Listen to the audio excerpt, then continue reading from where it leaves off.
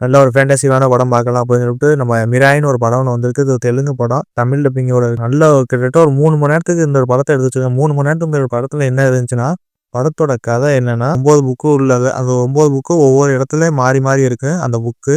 அந்த புக்கை வந்து நம்ம வில்லன் வந்து ஒரு பக்கத்துல தேடுறாப்புல. எதனாலன்னா அந்த 9 புக்கை நம்ம எடுத்து இந்த உலகத்தை நம்ம ஒரு வழி பண்ணணும். வில்லன் ஒரு பக்கத்துல இப்படி போயிடுறாப்புல. அதே சமயம் நம்ம ஹீரோ வந்து ஒரு அனாதையா இருக்காப்புல. அனாதையா இருக்கும்போது அவருக்கு வந்து ஒரு தெய்வீக சக்தி ஒன்று இருக்கு. இதெல்லாம் தெரியாம ஹீரோ வந்து அனாதையா வாழ்றாப்புல. ஆனா அவருக்கு ஏகப்பட்ட ஃபிளாஷ்பேக் ஒன்று இருக்கு. ஏகப்பட்ட ஃபிளாஷ்பேக்னா எப்படின்னா, அவர் எப்படி ஒரு தெய்வ சக்தியே அவருக்கு இருக்கிற மாதிரியும், அவர் அம்மா சாமியாவும் இருக்கிற மாதிரி காமிச்சிருப்பானுங்க. இதெல்லாம் தெரிஞ்சுக்கிட்ட நம்ம ஹீரோ எதையும் பத்தி யோசிக்காம கொள்ளாம ஒரு பக்கத்துல இருக்கிறத வேலையா வச்சிருப்பாப்புல. ஆனா அந்த சமயத்துல ஹீரோயினி வராங்க. இந்த 9 புஸ்தகத்துல ஒரு புஸ்தகம் நம்ம ஹீரோவுக்கு மட்டும் தெரியும் சொல்லிவிட்டு நம்ம ஹீரோ ஒரு பக்கம் தேடுறாங்க. தேடும்போது ஹீரோவுக்கு இதெல்லாம் ஒண்ணுமே தெரியாது. இதெல்லாம் எனக்கு பிடிக்காது. நான் ஒரு அனாதையா வாழ்ந்தேன் வச்சேன் அப்படின்னு சொல்லிட்டு சொல்றாப்புல. இதெல்லாம் தெரியாத நம்ம ஹீரோ அவருக்கு அப்புறம் தான் தெரியுது. நம்ம எப்படி சொல்றது, நம்ம இதுக்காண்டியே நம்ம படைக்கப்பட்டோம்னு நம்ம ஹீரோவுக்கு தெரியுது. கடைசியில பார்த்தா அந்த புக்கை வந்து வில்லன் கையில போகாம நம்ம ஹீரோ அந்த உலகத்தை காப்பாத்தினாரா இல்ல, இதை ஒரு கதையை போட்டு வச்சிருப்பாங்க.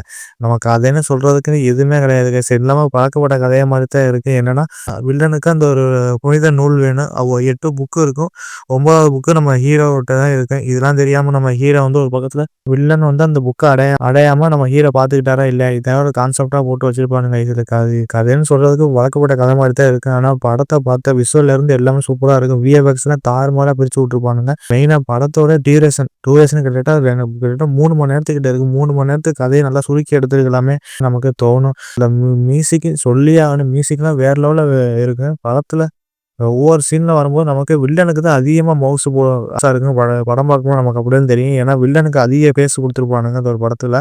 ஹீரோவோட வில்லனுக்கு வர பிஜிஎம் தான் அதிகமா இருக்கு. அதை பார்க்கும்போது நமக்கே ஓகே பரவாயில்ல அப்படின்னு நமக்கே தோணுச்சு. இல்ல மியூசிக் டைரக்டர் கௌரா ஹரின் அப்படின்னு ஒரு மியூசிக் டைரக்டர் கண்டிப்பா ஒரு வாழ்த்தை தெரிவிக்கணும். ஏன்னா பிஜிஎம்ல இருந்து எல்லாமே வேற லெவல்ல போட்டு மாஸ் பண்ணியிருப்பாப்புல. மெயினா நம்ம சொல்ல வேண்டியது இதுல பாட்டு கிடையாது. இதுல நல்ல வேளைக்கு இப்படியும் ஒரு படம் 3 மணி நேரத்துக்கிட்ட இருக்க பாட்டு எல்லாத்தையும் போட்டு உள்ள சொருகி ஒரு 5, 6 பாட்டு சொருகி வச்சிருப்பானுங்க. அப்படி பார்த்தா அது உள்ள பாட்டே கிடையாது. அதே நமக்கு எப்படி ப்ளஸ் பாயிண்டா தெரியும். டைரக்டர் அவர் தான் சினிமாட்டோகிராஃபர் சொல்ல போனா. அந்த ஒரு படத்தை வேற லெவல்ல ஹேண்டில் பண்ணிப்பாப்புல. அவர் பேர் வந்து கார்த்திக். அவர் வேற லெவல்ல இந்த ஒரு படத்தை எடுத்திருக்காப்புல. இது பக்கம் போக நம்ம டைரக்டர் எப்படியா யோசிச்சு இப்படிலாம் படத்தை எடுத்த அப்படின்னு நமக்கு தோணுச்சு. மெயினா நம்ம சொல்ல வேண்டியது ஹீரோ தேஜா அவர் வேற லெவல்ல நடிச்சிருப்பாப்புல. 1, 2 சீன் அவரே காமெடி பண்ணிட்டு அவரே சிரிக்கிற மாதிரிலாம் இருக்கு. அதை பார்க்க நமக்கு போரிங்கா இருக்கு.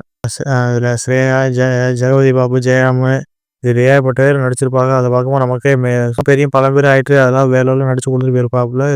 மனோஜ்குமார்னு ஒரு ஆக்டர் அவரே அந்த ஒரு படத்தை வந்து வில்லனா நடிச்சிருப்பாப்புல. கண்டிப்பா சொல்றேன் அவர் ஆக்டிங்கா வேற லெவல்ல இருக்கு. ஆனா அந்த வில்லன் ஆக்டிங்ல அந்த வில்லனுக்கும் ஒரு சின்ன வயசுல ஒரு பிளாஷ்பேக் ஒன்று இருக்கு. அந்த பிளாஷ்பேக்லாம் வேற லெவல்ல காமிச்சிருப்பானுங்க. அதுல ரொம்ப ரசிக்க முடிய அந்த ஏகப்பட்ட சீன்ஸ் எல்லாம் இருந்துச்சு. அதான் ஒரு பார்க்கறதுக்கு நல்ல செம ஒர்த்தா இருந்துச்சு. அந்த ஒரு கண்டென்ட் ஒரு சூப்பரா கொண்டு போயிருப்பானுங்க. ஆனா அதுக்கடுத்து ஏகப்பட்ட கண்டென்ட்லாம் போக ஆனா அதை பார்க்கும்போது நமக்கு கொஞ்சம் சலிப்பாகவும் இருக்கு. ஹீரோவோட வில்லனுக்கு தான் அதிக மவுசா காமிச்சிருப்பானுங்க. ஆனா சைல்ட்ஹுட் போர்ஷன் வேற லெவல்ல இருக்கு. கண்டிப்பா அது ஒரு ஃபேமிலியோட தாராளமா உட்காந்து பார்க்கலாம். ஃபேமிலியோட நம்ம குழந்தையோட மெயினா நம்ம தாராளமா உட்காந்து பார்க்கலாம். ஏன்னா அதில் அடல்ட் சீன் எதுவுமே கிடையாது.